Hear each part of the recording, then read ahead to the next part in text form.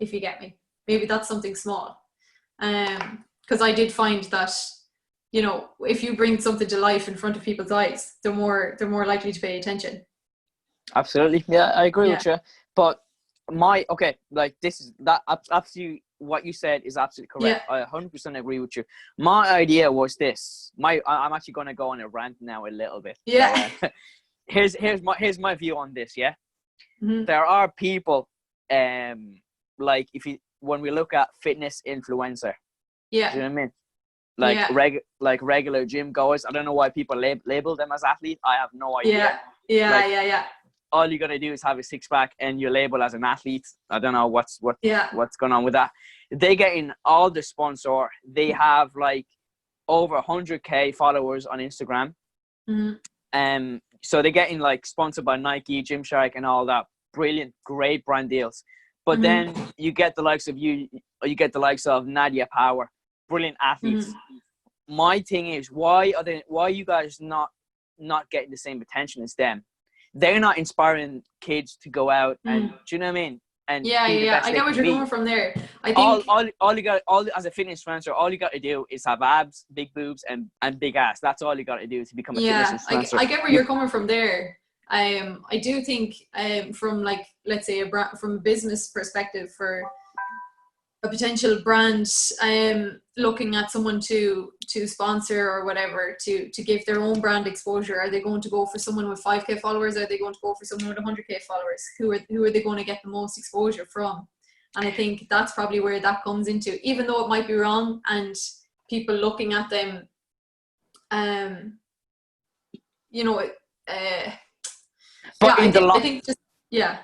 No, I'm saying in the long term though, it's gonna pay off. Like it's business. Like I was talking to my friends, and I was saying to them, if I were in the business place and like in the business environment, and I see the likes of you, the likes of Nadia Power, Phil Healy going to Olympics, I will try to get sponsorship, like pump sponsorships into them, and so maybe, who knows, like they can make it to the final, even better, win the freaking, do you know what I mean, medals. And so then there you go, that's expanded already. So it's pretty much just an investment, really. Do you that kind of way? Like I just don't like when, I think another just a point to note is you know, from an ordinary person's perspective, they're looking at athletes, all they think of is the Olympics. That's all anyone thinks of. They don't think of, you know, the World Championships, the European Championships. They think of Olympics, and they come around only once every 4 years. You know what I mean? So there's a very short window there for someone to be marketed for, you know, as the Olympic athlete, the current Olympic athlete. And I think, you know, just the Olympics are where it's at for people that don't know anything about the sport. They're like, okay, they're a good athlete because they're at the Olympics. The World Championships or the European Championships, I don't know why it doesn't have the same ring to it for a lot of people.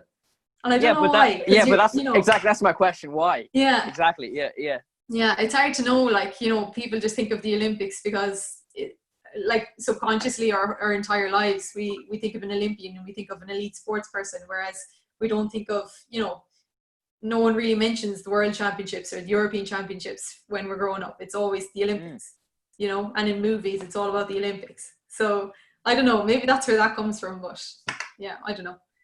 What do you think?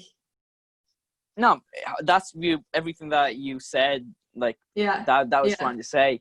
And going back to my point, why is there no pictures of you guys, I don't know, like on the shops of JD and Lifestyle and stuff like that? Do you know what I mean? Yeah, like, I get that's like, again, that's business right there. Like, I'm not into business, but I'm not dumb either. Do you get me? Like, I get you. Like okay, so for example, you are sponsored by Elvis, yeah? I've done promotion with Elvis, in the last couple of weeks. Yeah, it's really cool. Your pictures and everything should be in the shop. As a consumer, as someone who shops at Elvis, when I go in, I should see a photo on the wall or something. I don't know. Like, like, maybe you maybe. No, but that's the point I'm getting across. Yeah. Like, do they sell spikes at Elvis? They do. Yeah, I've seen them in the Galway store. They don't have a massive range in the in-store, but They do have some. Yeah, they do have some. See, like, so, I haven't. So there's an Elvis right across my street in Lucan. Okay. I haven't seen his spikes. It's small, yeah. But still, like, come on. Yeah, I get you, but there actually is spikes in the Galway store, so maybe maybe it's just not. Yeah. Maybe it's just not nationwide. Maybe, I don't know. But no, I get what you're saying. Like, I definitely do get what you're saying there. Yeah, like, I think so. Yeah, I think so too. Yeah, we can all definitely do more, but it's definitely going in the right direction. If you get me. It is going. Yeah, I like. It is going in the right direction. Now, correct me if I'm wrong. When there's a competition, does that air on TV? I'm not sure. I know the senior championships used to be shown on RTE, but I'm not actually sure if they are or not anymore.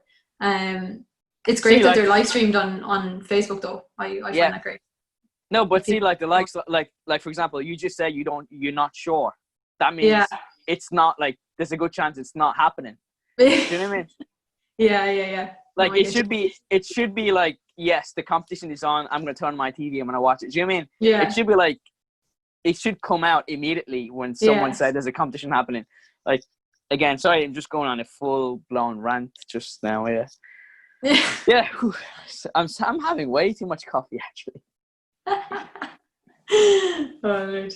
If it wasn't for athletics, I'd be doing something else. So, as in, like, what other sport I could see myself doing? Maybe not sport, just in general, because I saw that little cheeky video of you doing the 100 kg back squat. Oh, yeah, I know, that's probably my heaviest. But that was a good speed, though. That was a good. You had a decent speed.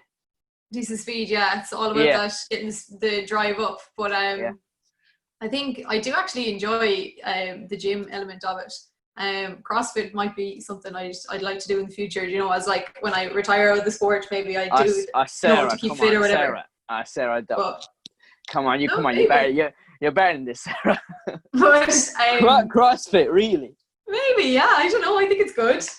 Fine. But I actually did. Okay, go on. I did ballet for 14 years. Would you believe? Yeah. So if I wasn't doing running, I'd probably be still taking classes for that. Did you say for 14 years?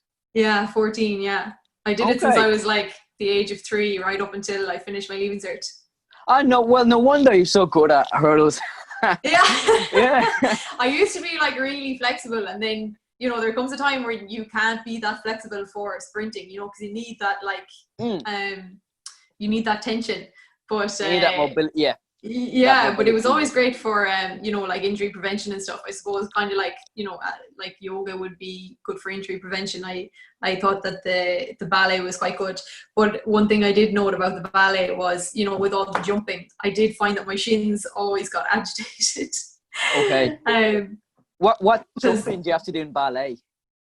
Oh, loads of different jumps. Loads of jumps. Like, I know it just depends, like, you spin around in circle and you lift. I don't know. You lift one leg up. Again, I just watch it.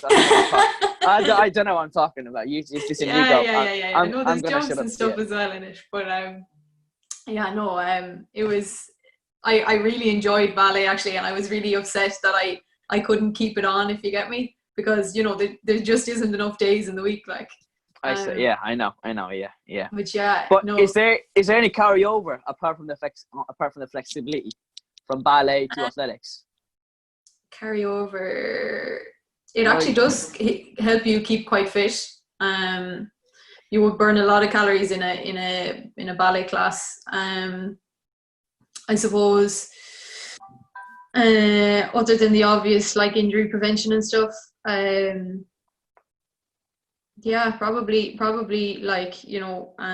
Would you say those jumpings have improved your plyos? Like your possibly, yeah, absolutely. Why not?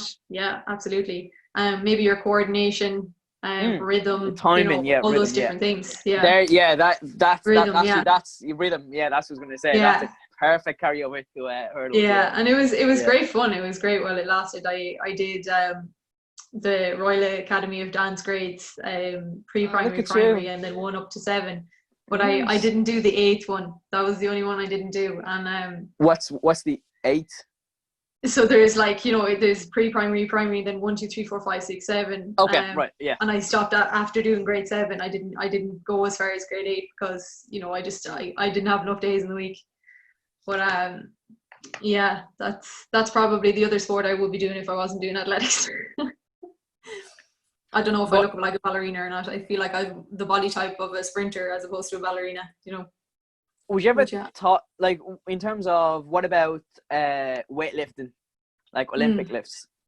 Would you not have any interest? Yeah. Not that I wouldn't have any interest, but I just think I wouldn't like to solely focus on that. I like the amount of it that I have to do with my training now. That would be, that's kind of my thoughts on that, yeah. But I don't think I'd like to fully focus on that, yeah. But I do like, as in, are you talking about, do I like Olympic lifts? No, as in, apart from the ballet, if you weren't doing athletics, would you not? Yeah. Is that something that you'll be interested in doing? Weightlifting? Maybe, yeah. But not solely, not fully focusing on that. Yeah. Going back to your point about how you implement that in your training. So would you do plyos more often, or would you do weightlifting more often? Because I know some athletes, like if you look at the likes of Ben Johnson, who was more into like lifting and like gym stuff, and if you look at Carl Lewis, who is more into plyo. So again, we have two different athletes, two ways of how their body works. So which one would you like lean towards more? Plyos? I think they're probably held on equal par for me. Like obviously we've 2 gym sessions a week, and there'd be plyos kind of built into those as well as the Olympic lifts and whatnot. But we also have like Sunday session would be hills and plyos kind of thing. And some plyos, like all my hurdles drills, you could kind of count some of them as plyos as well. Yeah. So I have a good mix of both really in my training. Yeah. So I find that I need both. Have you ever got your CMG tested? No, I haven't. No. Do you know what a CMG is? Yeah. I probably don't know. What is that? It's a counter movement jump. This is where you have your hands on your hips, and then yes. And yeah. I do know what you're talking about. I've got that measured before in NUIG, but and I think we did it last year, and we could see like how we progressed after another few blocks of training. Did you get? I'd say it's pretty high. I'm not sure. I know it was pretty good because I am quite good at plyos, but I'm not quite sure. Our gym instructor Antoine writes down everything. No, so I think you will have a very good CMG, because I've seen like for a sprinter who has a brilliant 10-20 meter acceleration from the blocks. Yeah, you can tell they're powerful, they're explosive, and so your CMG will be 100% like up there. I think it was Israel the other day, and he posted on his Instagram his CMG was around 27 inches. Hands on the hips. That'd be fairly good, wouldn't it? That'd be really, really good. That's not fairly good. That's unreal. That's I'm just trying to think of it in my head. What is it? 27. That's not fairly good. That is freak. How many feet would that be? Here, hang on. Feet? I'm gonna look it up here. I'll Google it as well. But like I do CMG with my hands, like with an arm swing. Like I know you're not like that's a bit cheating, and I get like 26. But that guy did the CMG with his hand on his hips, and got like 27, which is unreal. So oh my god, that's like 2 foot 3 inches. That's really good. Say that again. 2 foot 3 inches. Wow. Yeah. That's really, really good. Wow. Fair enough. But anyway, going back to tests. So what other tests do you do in your training? Do you do much testing apart from not too much testing? No. My way of tracking progress would probably be my feedback for my sessions. So we kind of give detailed feedback after each session. We might have timed our reps or whatever. And that's kind of the way we monitor our testing or whatever. Or monitor our progress, I would say, as opposed to like testing, if you get me. Does that make any sense? Yeah. Because I was just talking to my friend the other day. I have to test every single stuff. I'm actually a robot when it comes to training. Yeah, you love doing that. I like if you look at my program is in my iPad. Like I have my times written down every run. I have what my jump is. So I have this little yoke called the push band. I don't know if you heard of it before. I don't know actually.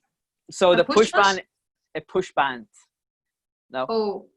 So it's this little device you wrap around the barbell, and so you pick your exercise. You have to pick your height and your weight as well. So you have to create a profile. And then it measures the speed. Your bar speed, yeah. Yeah.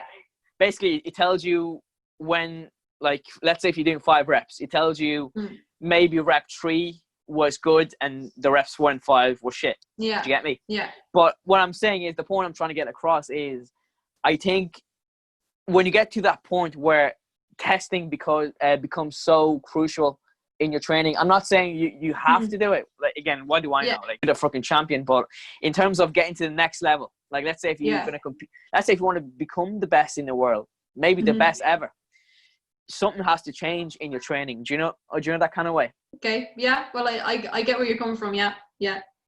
As in, like, you have to keep monitoring. You want to have like a solid like number to go off. So I'm trying to say you want to minimize the margin of error. So what you're doing has to be completely on point. Do you know what I mean? Yeah.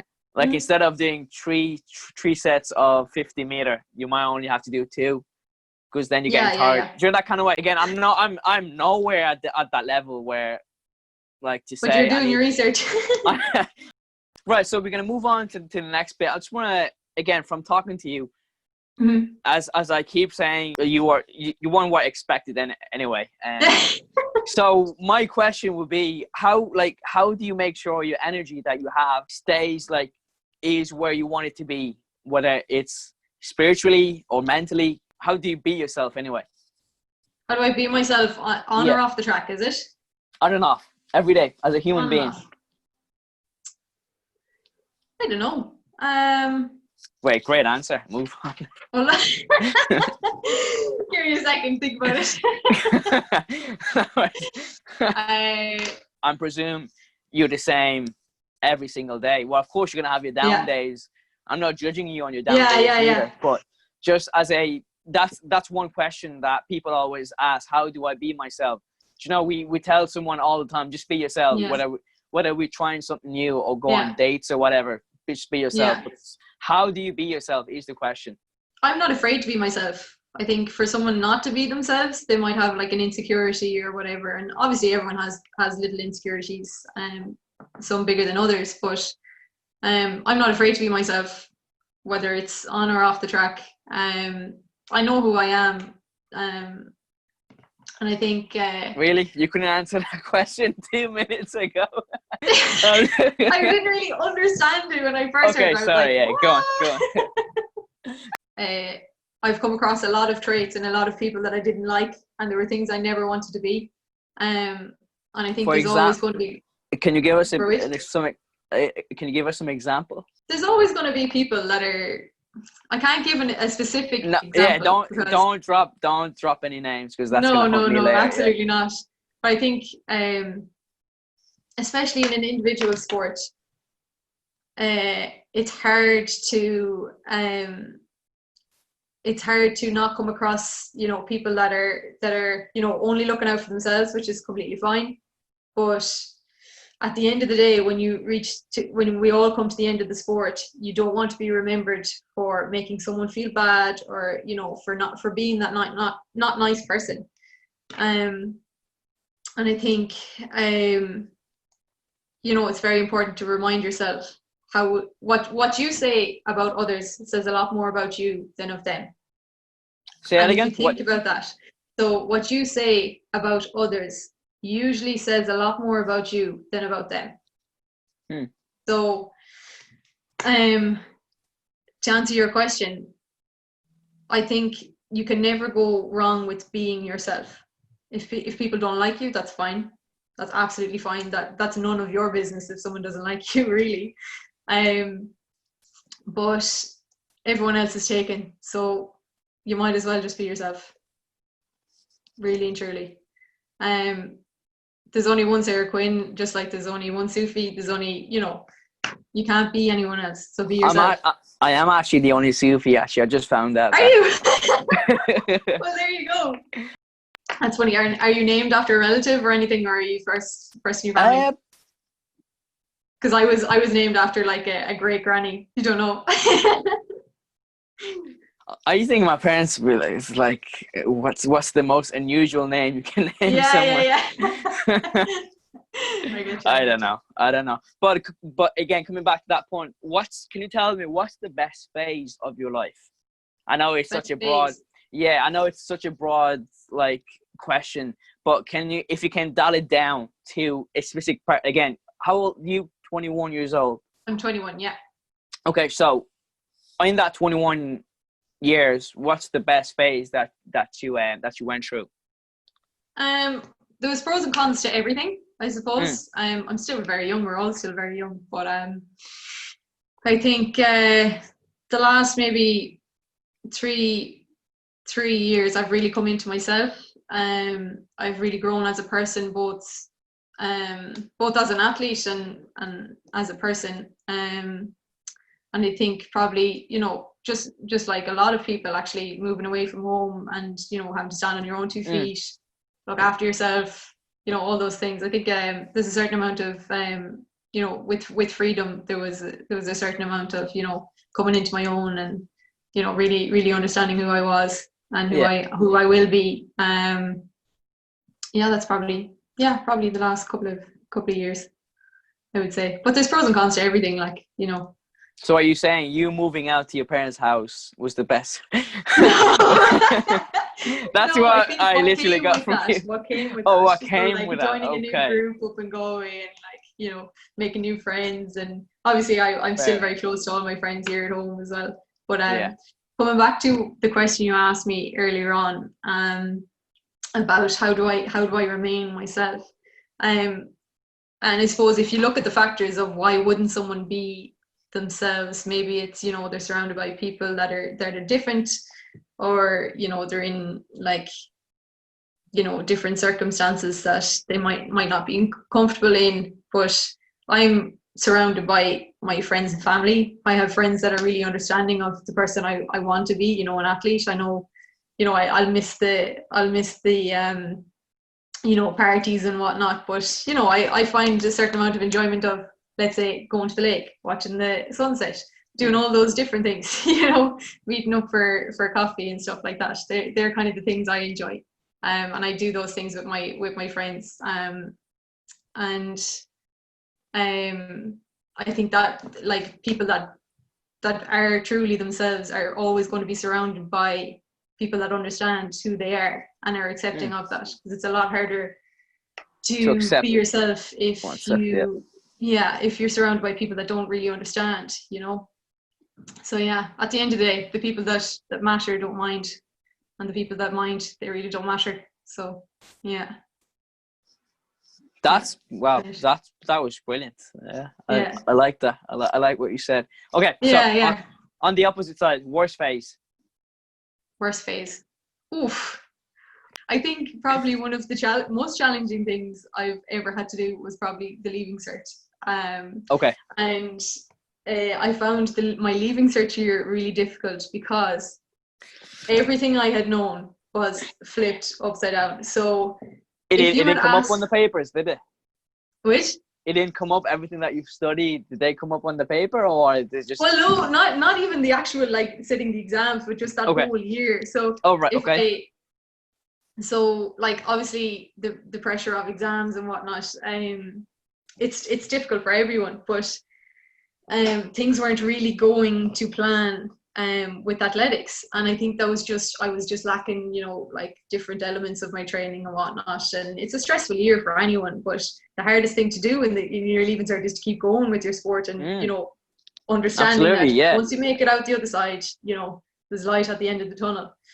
But I also this is bizarre, but I wanted to do home economics teaching with religion in college, and as I was coming up to the Leaving Cert, you know, for 7 years straight, this is exactly what I was going to do. I was going to go to St. Angela's in Sligo, because that's the course I wanted to do, and it's the only place you can do it in Ireland.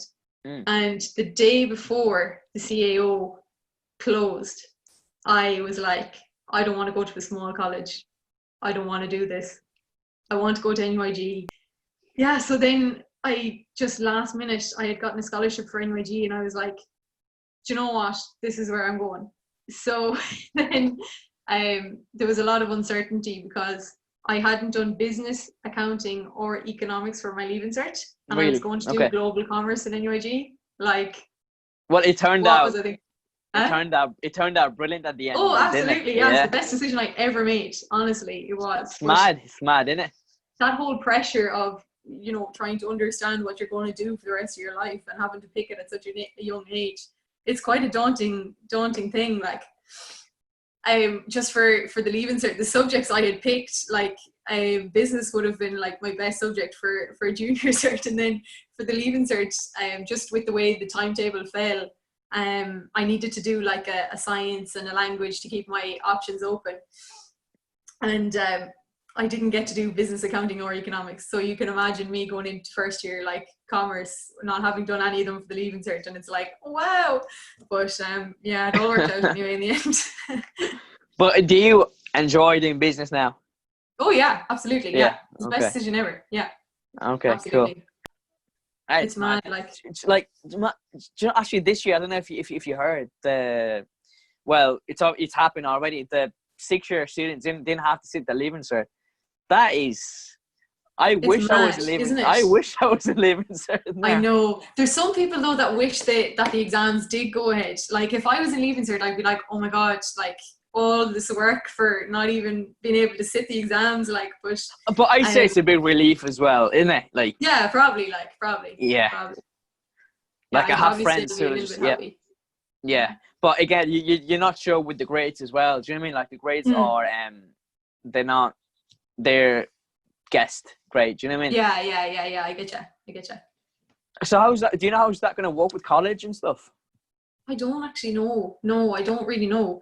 I haven't really looked into it, to be honest, because I don't know too many people that are like waiting on results first.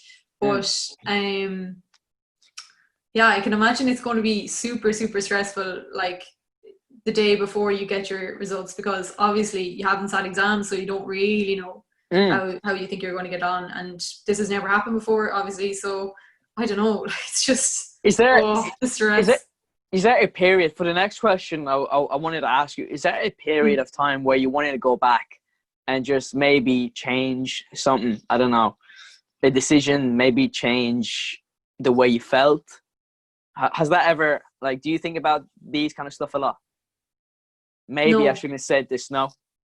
Well, I think if you're asking yourself that question, you should also ask yourself, what am I going to gain from looking into the past? Unless you're going to get something, let's say you're going to learn from a past mistake and remind yourself of that mistake so that you can implement something now to fix maybe a similar situation. I think looking into the past is something that isn't that beneficial for a lot of reasons. But me personally, I don't think looking at past mistakes or whatever, well, I do think, like, you know, you should learn from your past mistakes, but you shouldn't dwell on them. Yeah. I think if I was to go back to myself 2 years ago or 3 years ago even, when I was starting college, I would probably tell myself, there's a few things I would tell myself. When you start college, everyone tells you that it's the best experience ever and that you're going to make so many friends and all this. Like, you know what? I have one friend that I want you to tell him that. He's been telling me the same thing, and I want him to hear that from you. So go on. But people say you're going to make so many friends, you're going to have the best time ever, blah, blah, blah. And yes, I did make some of my absolute best friends now. But what they don't tell you is it's not going to happen in an instant when you walk through the door. It takes time, you know. And a lot of my best friends, I have a group of friends in college that I met actually just because, funny fact, we all got lost and we all ended up being lost in the same place on the way to on the way to a talk. And they're kind of my group of college friends. There's only a couple of us in it, but my other group of friends are the friends I made running, and they're like my best friends, like, and well, some of my best friends, my friends from home and stuff as well. But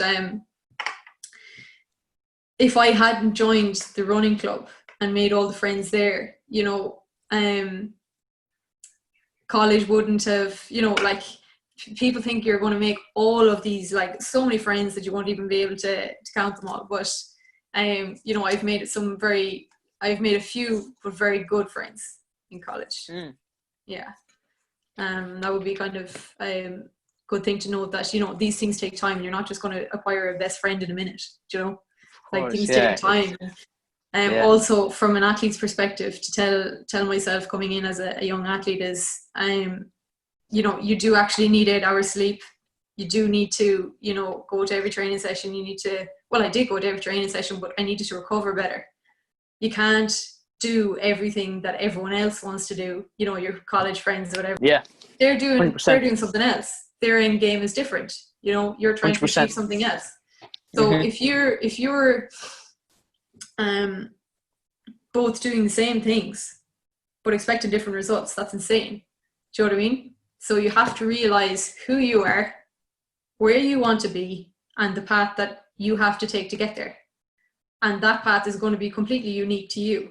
It's not going to be the same as your friend in college, who is, maybe if they're doing a different sport, you know, they're going to have different training times. They're going to have different, you know, off seasons, whatever you want to call it. And maybe a friend that doesn't do sport is into academics, you know, they're going to have to spend time studying. You know, you're all going to have different plans. But yeah, you just kind of have to make time for them then when you do have time yourself. Yeah. Make time. Yeah. You do have time. Yeah, absolutely. Yeah, exactly. And you're not going to be able to do what everyone else is doing. That's just plain and simple. You're not, and it's all part of it. But I don't think any of it is a sacrifice. It's just, that's what you're doing, and it's a privilege. That's who you are. You want to make time. Yeah, absolutely. Yeah, exactly. Yeah. It's a privilege. So yeah, that's kind of where I stand on that. One last thing that I want to touch on, if it's okay with you, I just want to touch on the Black Lives Matter really quick. Yeah, I think it's a huge area that needs to be talked about. I think we're moving in the right direction. There is so much more to do. Like a lot of there's been a lot about, you know, actively being anti-racist, and I think that's absolutely where the likes of, let's say, me, that hasn't experienced racism or whatever, that's one of the biggest things that we can do, is be actively anti-racist and call people out, and, you know, play our part in that way, because there's so many things to do, but it just takes people to act upon it. And we could talk and talk and talk, but until, you know, people are actively anti-racist, you know, that's when we'll see the most turning point, I think. But obviously you can enlighten me as well, like, you know, with whatever insight you might have to add to that. But I think absolutely being actively anti-racist, that is where everyone needs to play their part. Yeah, I agree with you, everything that you said. It's just, yeah, I want to hear from someone, I don't know. Yeah, you said you never experienced racism before. Yeah. So I done the podcast with Molly the other day with me and the lads. But like, it's so good for the likes of me looking at a podcast like that and just being informed, because, you know, until I'm fully educated, you know, well, I'll never be fully educated. There's always going to be room for me to learn. But yeah, absolutely. Like, it's really important for me to keep learning and keep, you know, taking on new points of view, and, you know, all, like, just keep educating myself. Yeah, absolutely. Like, one thing that keeps playing into my head when that happens is, do you think there needs to be what's that word? Do you think there needs to be a casualty, something to raise the awareness, the attention? Because if George Floyd was still alive, and all those people who sadly passed away, murdered, I should say, if those didn't happen, we wouldn't be having this conversation. Talking about it. Yeah.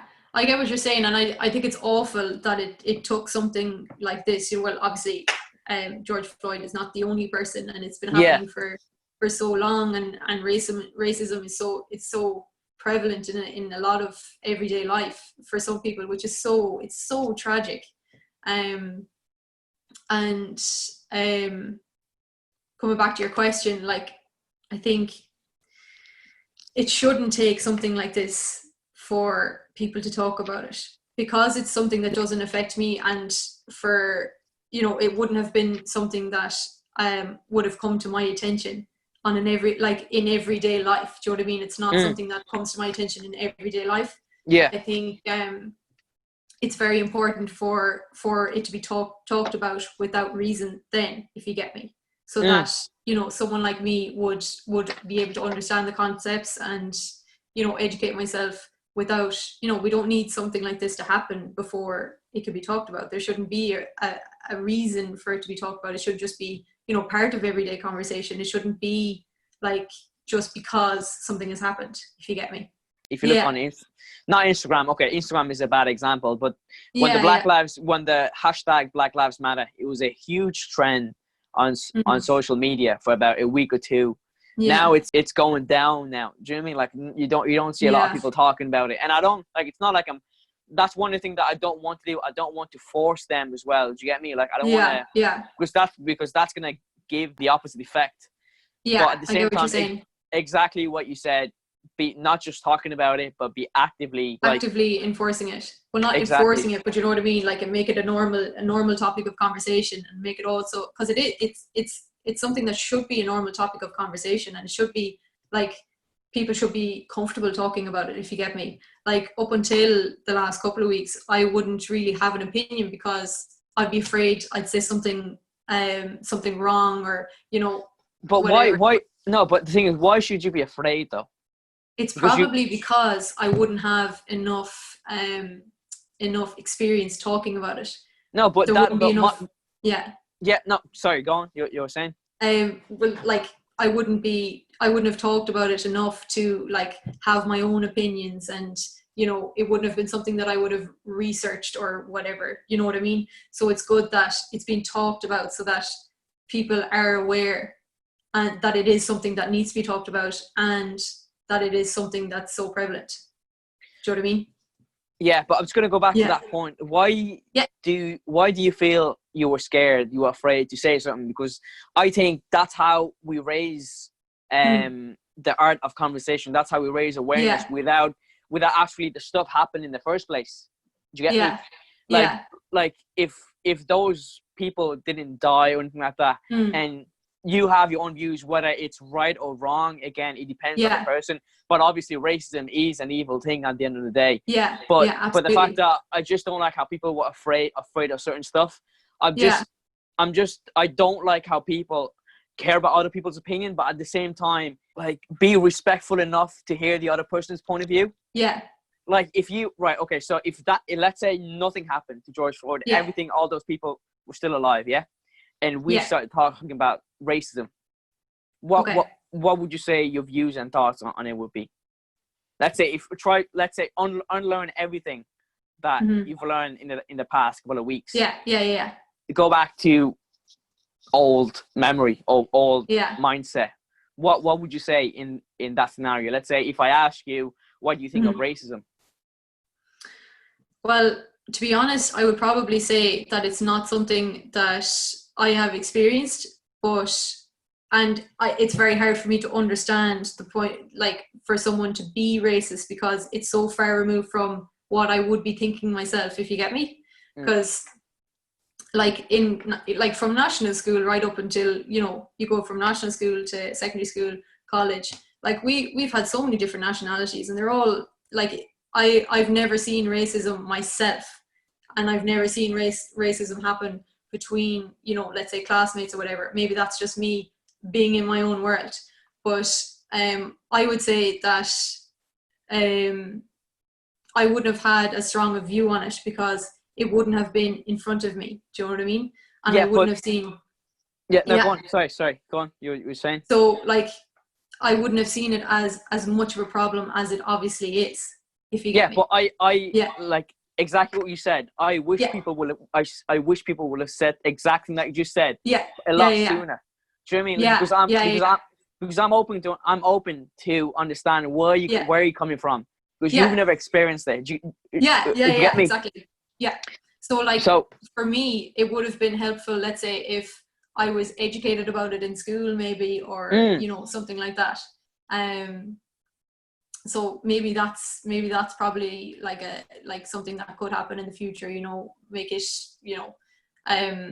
a topic in school, or something to make it more normalized, and just be aware, because there's so many problems that, let's say, if you're not immersed in it, you're not going to be educated about it, you're not going to have opinions on it, and you're not going to be aware.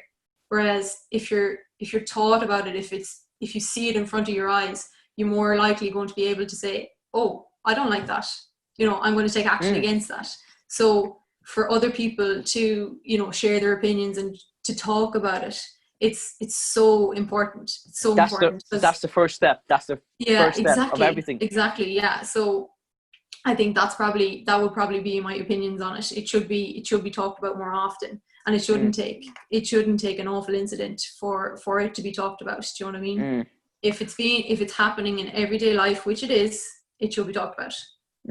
So yeah, I was telling my friends when that happened that I'm willing to talk to a racist person, or someone who just hates, like someone who hates black people. I'm willing to sit down and hear his opinion. Yeah. Do you know what I mean? Like you just want, like, it keeps going to my head. What exactly is going on in that person's head? Why do you hate black people? Do you get me? Like, just have a man-to-man, one-to-one conversation. He might be a dickhead. You never know. He maybe just said. You never know. But again, I'm willingly open to listen to him. Do you get me? Like, put everything on the table. Fine. Like, I told my friends the other day, and they were pissed off as well. I'm actually willing to sit down and talk the policeman that killed George Floyd. I just want to hear. There's no interview about him, and I know they wouldn't, because people will get mad if they see him on TV or, do you know what I mean?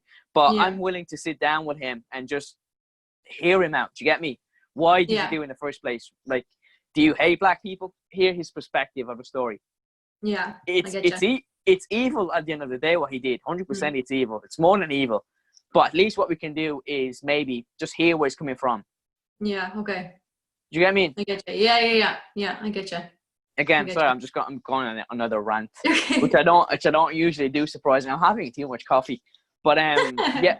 So in my recent podcast, I've been ending the podcast with 3-round little game, no pressure, nothing. So don't take your time to answer them. The first round is a quick fire round. So I'm gonna say one word, and you have to answer with one word only. Okay. Cool. Okay. Do I have to do it as fast as I can, or? I'll give you a good 5 seconds. Okay, right. So take the pressure off. Okay. Galway. College. Okay. Food. What'd you say? Food. Fuel. All right. Traveling. Races. Racist. Yeah, races, as in running. Races. Okay. Racist.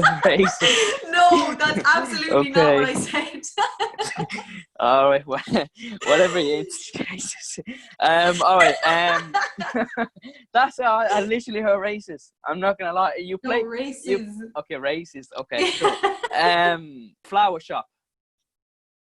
Work. All right. Olympics. Future. Biggest strength. Dedication. Potential weakness.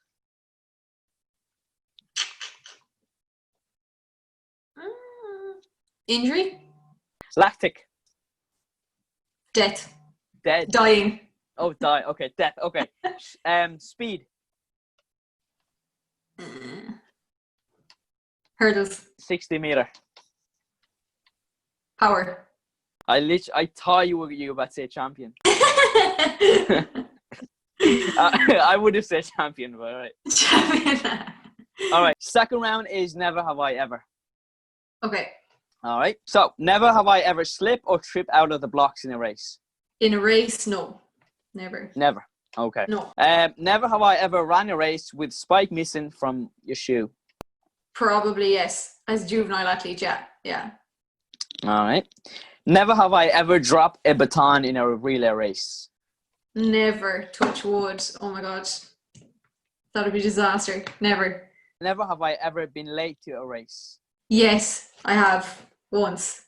Oh my god. Really? Okay, so this is one of my first All Irelands. I think the All Irelands were down in Nina at the time, and my parents were bringing me down to the race, and I was leaving Mayo at like, oh my god, crazy hour in the morning, to be down there for the heat, and I was about an hour into the journey down to Nina when I figured out I forgot my spikes. So my parents had to drive all the way back to Mayo to get my spikes and drive all the way down again. How far was it? Nina, it'd be a good like 2.5 hours away. Really? So I just about made it down to run into the call room and do my heat, and I made it into the final then later on in the day. But oh my god, I always think about that when I'm on the way to a race, and I was about like under 12s or 13s at the time, and I always think of that before when I'm packing my bag the night before a race. I'm like, oh my god, remember that time I forgot my spikes. It's the first thing I pack every time I go to pack my bag now the night before a race. Yeah, but would you not like borrow spikes from someone else? Well, I didn't really know anyone else at the time. Fair like enough. I was kind of the only girl. But I'd say I wasn't the only girl, but they would have been running in the hurdles races as well, so I would have been able to use their spikes. They would have been in like the race ahead of me. Maybe the one person that might have. Yeah, no, I couldn't have. No. But I'm sure they sell like spikes and stuff like that in a competition. Do you know what I mean? You normally have these people. Yeah, I don't know if we did or not at the time. Now this is years ago. Like this is like 10 years ago, I'd say. But yeah, no, we turned back anyway to get the spikes, and they were left on top of the washing machine when I got back. But anyway, yeah, that was the most traumatic experience going to a race I've ever experienced in my life. Well, you live and you learn. I live and learn. Yeah. Right, okay. Next one. Never have I ever farted during a race. I don't know. I'd like to say no, but I have no idea. You have to know if you farted. You're going so fast, like, how would you know? You're just so focused on going. That's true. Maybe, I don't know. That's true. Maybe, I don't know. Well, I'm here. I'm not as fast as you now, but yeah. All right. So next one. Never have I ever feel like I'm gonna shit myself during a race. Whoa. When you're so nervous, like I always think I need to go pee before the race. Always. And I have to stop myself and be like, I just went to the bathroom 5 minutes ago. I don't need to go. It's just nerves. No, but like during a race. During a race, no. I don't think so. Not even like a nasty 200. Like, well, you don't run 200, yeah. So. No, I'm going to say no for that one. But I do always like have to tell myself like, Sarah, you just went to the toilet 5 minutes ago. You don't need to pee again. So it's just me then. All right. I need to get that checked up. You're probably not the only one. Yeah. Never have I ever ran a race drunk. Drunk? Yeah. Never. Never, no. I like that. Dedicated. Drunk? As in like, no, I haven't, no. As in tipsy drunk? No, I don't think so. What about training? No. Okay. Never. I'm so boring. Go on. Never have I ever bumped by someone in a different lane. Have I, as in like hit them by with accident. my arm? Like what? Well, no, they bumped into you by accident. I feel like down through the years, I've definitely like touched hands with someone. Like, as you're going over the hurdles, your arms kind of go nearly all over the place. Like, especially before you learn how to keep them in. But I've definitely like tried to hold hands with people in the middle of a race. Wait, you try to hold hands? No, joking. But like, I've definitely hit people gotcha. during the middle of a race. Yeah. Last one. Never have I ever bumped or tripped someone intentionally in a race. No, I haven't. Come on, surely. I'm sure everybody has at some point. As in intentionally try to knock someone over. Yeah. I don't know. That's an awful lot harder to do in sprints. I feel like that's easier to do in long distance because you're like in close proximity, whereas you're in your own lane for sprinting. I've definitely do that in training, no doubt about it. Actually, I do that often in training. Yeah, okay. I just don't like how everybody's faster than me in training. Just piss me off. So someone needs to run by. Yeah, do that kind of way. But I've never done it either. What about in training? What about yourself in training? Training, no, I don't think so. I'm very much like focused on my own, so probably not. No, I haven't. Here's something to think about. Anyway. Yeah. Yeah. Do you know, maybe if Molly, I don't know, or Kira is on the other side, just. They don't try to trip me, I won't try to trip them. Now on to the last round. Okay. The last round is just simple. Answer the question. There's no need to overthink. Whatever comes to your head, say it. Okay? Okay. Simple, basic questions. Favorite track? Favorite track? For times or just atmosphere? Run. Just to run. I really like Ordegon in Belgium. But okay. What about let's make it in Ireland? In Ireland, yeah. Yeah, probably Santry, I would say. Have you tried NIA? For an outdoor track, but for indoor track, probably Athlone, I would say. Athlone is good, yeah. I like the surface, yeah. Do you train much in NIA? No. I don't train there at all, actually. I don't train there at all. I train Monday to Friday in Galway, usually. When I'm usually in college, like I train Monday to Friday in Galway with the group. And then at the weekends, I train in Claremorris in Mayo when I'm home at the weekends with my home club. And then during the winter, so the odd time we'll go to the indoor arena in Athlone to do the odd indoor session, but never go to Dublin really, to be honest, only for races. Because it's so far out of the way. It's like, gets right, yeah. What is your favorite place to go for food? Ooh, like to go for a sit-down meal. A big fat meal. Big fat meal. Oh. I'm sure it's someplace. I don't know. I'm sure it's someplace by the lake, just so you can watch the sunset. No. I really like. There's a good few places in Ballinrobe actually that I like to go to, but I like Flannery's Bistro in Ballinrobe, and there's a few other places I like, but in Galway probably I like Milano's. I like Italian food. Milano's, yeah. Yeah, I like Milano's. I also like Nando's. Carbs and chicken. You can't go wrong. What's your go-to in Nando's anyway? I don't know. I've only had Nando's about like 3 times, but they were all those 3 times. I know we don't have one in the west of Ireland though, but those 3 times were all after races, and I think maybe it was just like I was so hungry that it tasted that good. But I'm very plain eater. Like very plain eater. You don't put any seasoning in your chicken, is that it? No, I don't put any like sauces or anything on my food. What is your favorite training sessions? My favorite session, anything to do with hurdles, but I hate aerobic sessions, not gonna lie. I absolutely hate them, but they have to be done. Actually, sorry, I'm just gonna stop you there for a second. Why do you train aerobic much?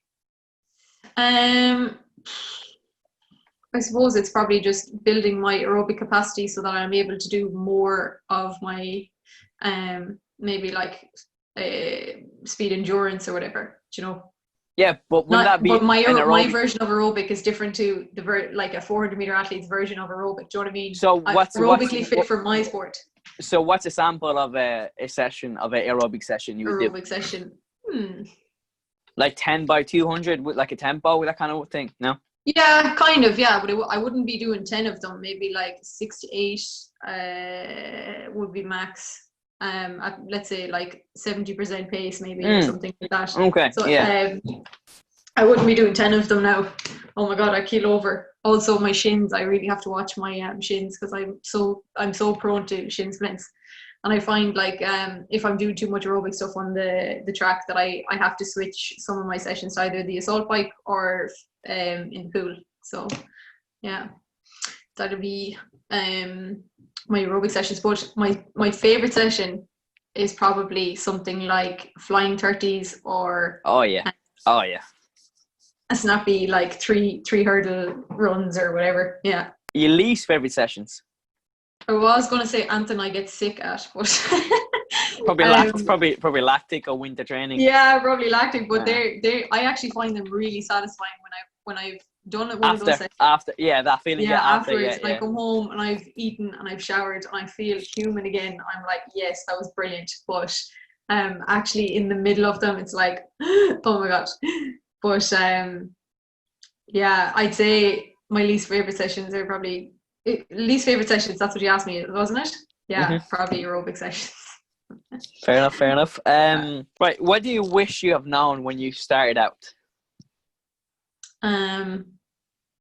Believing in myself actually makes a difference. Yeah, believing in my abilities, and just time. It takes time. Everything takes time, and just to trust in the process. So that's probably it. And just make sure that I'm enjoying it first before I want to get anything else out of it. So yeah, cool. That's probably what I'd tell my younger self. What advice would you give someone who wanted to pursue a career similar to you? Hard work hard work is hard work wherever you are. If you put in hard work, you're going to reap the rewards. Have goals, believe in yourself, be realistic with where you're at as an athlete, because the more realistic you are, the better able you are to make plans that are going to suit you. Lean on people when you need to, as in communicate with your coaches or your friends or whatever. It's not everything is going to be good, but there is going to be good in everything. Yeah, they'd probably be the main points. What are you curious about right now? How good I can get. That's probably the burning question in my brain, is how good can I actually become? And are we talking my answer to that? Sorry, go on. Oh, sorry, go on. No, I was going to say short term or long term. Long term and short. Yeah. I suppose to achieve it long term, you have to focus on short term, and you have to celebrate all the little wins. But yeah, that question is always playing in my mind, is how good can I actually be?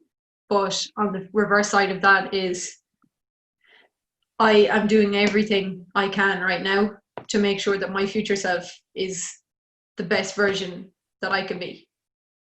My future self depends on me right now doing everything possible to be the athlete that I want to be in the future, if you get me. One thing we can all do today to make the world a better place.